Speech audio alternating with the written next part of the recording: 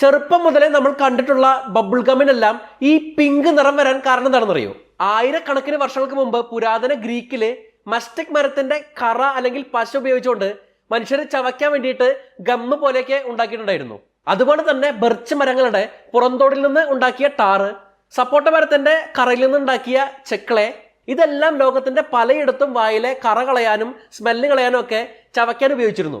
എന്നാൽ നമ്മുടെ പ്രിയപ്പെട്ട വളരെ ഈസി ആയിട്ട് ഊതി വീർപ്പിക്കാൻ പറ്റുന്ന ബബിൾ ഗം പുറത്തിറങ്ങുന്നത് 1928-ലാണ്. ഫ്ലിയർ എന്ന സ്വീറ്റ് കമ്പനിയിലെ അക്കൗണ്ടന്റ് ആയിരുന്ന വോൾട്ടർ ഡീമർ ഒരു പുതിയ ടൈപ്പ് ചൂയിങ് ഗം ഉണ്ടാക്കാൻ ശ്രമം നടത്തുകയും ആക്സിഡന്റലി വളരെ സോഫ്റ്റ് ആയ ബബിൾ ഫോം ആവുന്ന ഒരു ഫോർമുല കണ്ടെത്തുകയുമായിരുന്നു. ആ സമയത്ത് വാൾട്ടറിന്റെ കയ്യിൽ ആകെ ഉണ്ടായിരുന്ന ഡൈ അല്ലെങ്കിൽ കളർ എന്ന് പറയുന്നത് പിങ്ക് മാത്രമായിരുന്നു. അങ്ങനെ ഫോർമുലയിൽ ഈ പിങ്ക് കളർ ആഡ് ചെയ്യുകയും ടെസ്റ്റിന് ശേഷം ഡബിൾ ബബിൾ എന്ന പേരിൽ ബബിൾ ഗം വിപണിയിൽ ഇറക്കുകയും ചെയ്യുന്നു. അങ്ങനെയാണ് ബബിൾ ഗമ്മിന് ഈ പിങ്ക് കളർ ഒരു ട്രേഡ് മാർക്കായിട്ട് പറയുന്നത്.